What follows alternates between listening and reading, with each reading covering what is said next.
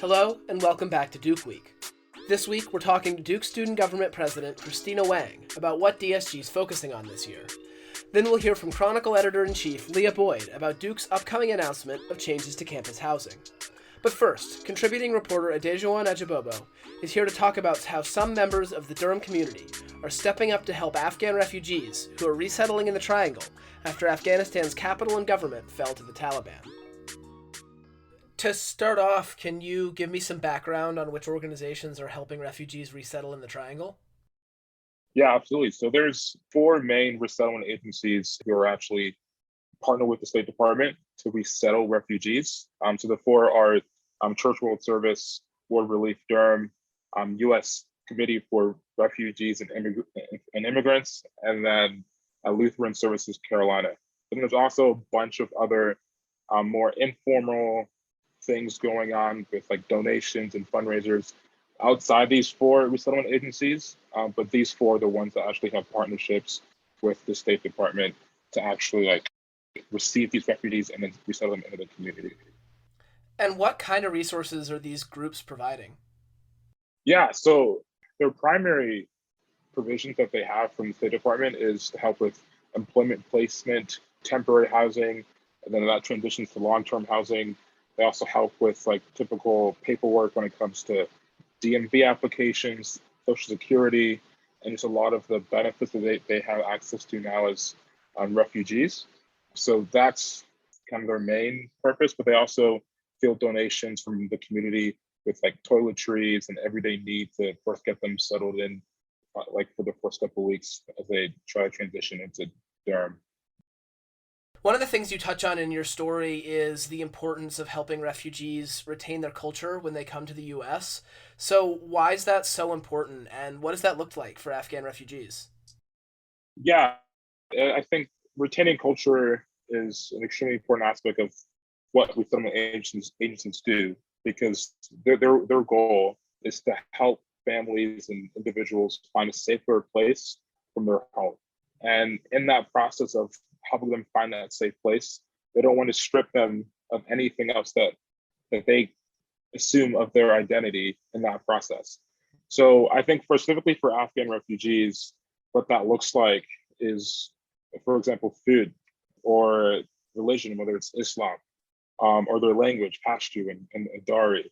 Being able to, yes, make sure that they're equipped to be able to operate effectively within the community. So teaching them English, but not saying that they should never speak their language. Whether it's, yes, showing them how to shop in the United States and go to Trader Joe's, but also showing them options of where they can get local recipes for their dishes.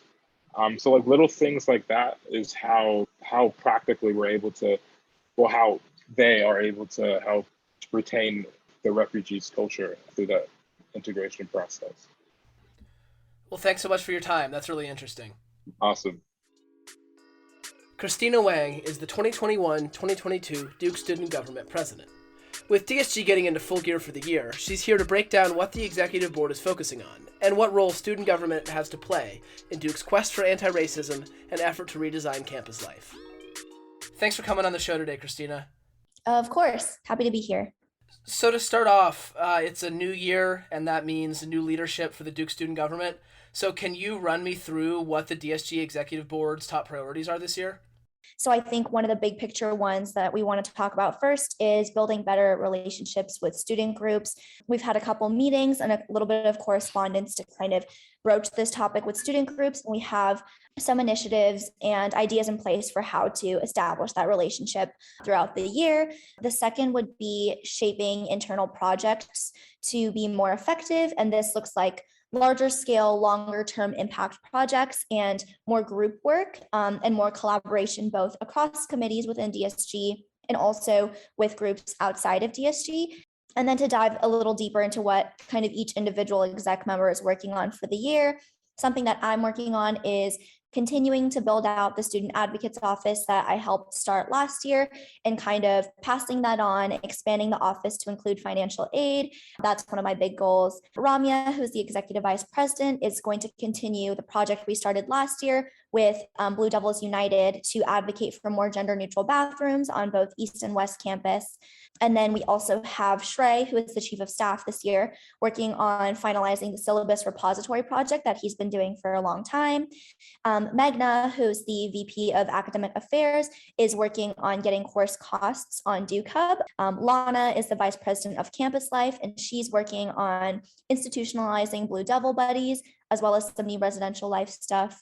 Henna is the VP of Services and Sustainability, and she's working on piloting a reusable utensil program currently. And then Swetha is the Vice President of Durham and Community Affairs, and she's continuing some work on popping the Duke and Durham bubble. Finally, Matthew is the Vice President of Equity and Outreach, and he is focusing on also building better student group relationships and starting a DSG mentorship program for underrepresented students who are interested in learning more about DSG. So last year, Duke announced a pretty expansive set of anti-racist policy changes, but students, including several Asian American student groups, are still calling for the university to go farther, especially in areas like hate and bias policy. So do you see a role for DSG in guiding Duke toward an anti-racist future, and what would that look like? So DSG has had a history of involvement with pushing for a hate and bias policy with administrators. It's been on our agenda for many years now as well. And we've had a lot of conversations with these student groups about kind of helping to push forward their narrative. And so specifically in the recent semesters, in the past year, we've had a lot of reckoning on campus with Duke striving to do better in terms of anti-racist education and prevention. I think that some things that come to mind that I can mention specifically are kind of helping to uplift work and just concerns that student groups like NASA and MAST have, for example. I also would share that BSA, the Black Student Alliance, has approached us about wanting to be more involved with courses such as University 101, the more recent race course that Duke has started this semester. And so DSG, I think, is in a position where we can work as a liaison to help elevate concerns that students have, kind of partner with them in terms of getting them in contact with the appropriate administrators or just being in the room as support. It's something that we've also, as I said, dedicated a lot of time to in the past.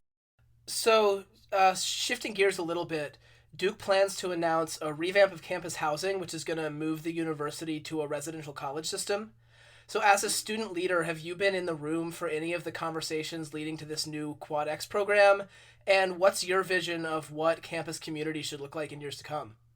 Yeah, that's a great question. So yes, to answer your question, I was pretty involved in a lot of conversations leading up to the process.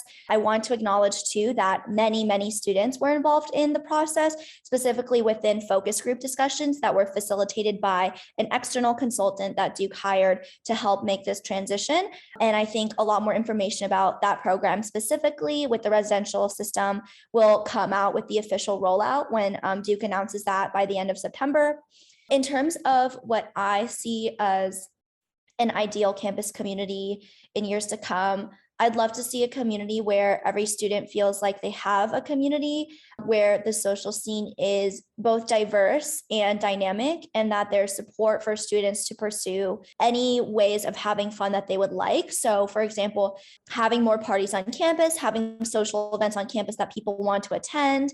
I really envision a community where living spaces are both diverse and safe and comfortable, and people want to invest in those communities because they want to, and that those communities are rich with tradition, a sense of belonging, and just a lot of fun. I think that is the ultimate goal for any college residential community. The Chronicle reported last week that Duke's new campus housing system, called QuadEx, will start in fall 2022. And campus will no longer have selective housing after the 2022-23 academic year. Editor-in-Chief Leah Boyd is here to discuss QuadEx and what it can mean for campus life. So to start off with this story, what will Duke's new residential college system look like? So I think one of the biggest pieces of this new project is that there will be no dedicated housing sections on campus for selective living groups after the 2022-23 school year. So in moving towards that, starting with the class of 2025, so current first years actually, they're randomly assigned to a dorm on East Campus, and then one of the two of those dorms will be automatically linked to a quad on West Campus. And all the people who live in that first year dorm will not then live together for the next few years in that quad on West Campus. So part of that is if you want to room with someone or be in a block where you all live near each other, you can only do that with people who live in your dorm or in your residential space.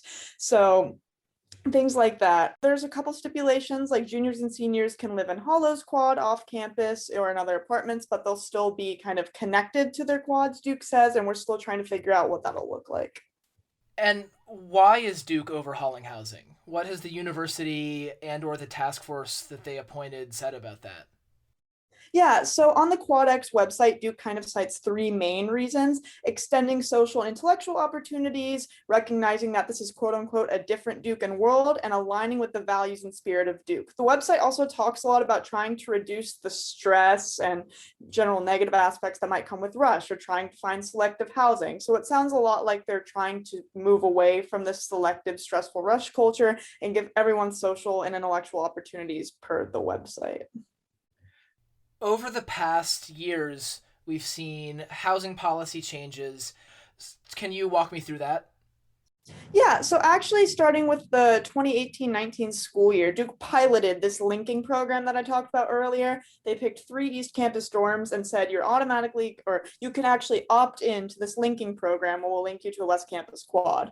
The next year, my first year, so 2019-2020, they said everyone is automatically going to be opted into this linking program and you can opt yourself out. So kind of this optional program of what they're doing right now. So everything with COVID, things got a little shaken up, and for the fall 2020 semester, Duke said no selective housing. So everyone in SLG, Greek fraternity, sorority just kind of lived amongst each other, and there was no specific sections for individual organizations.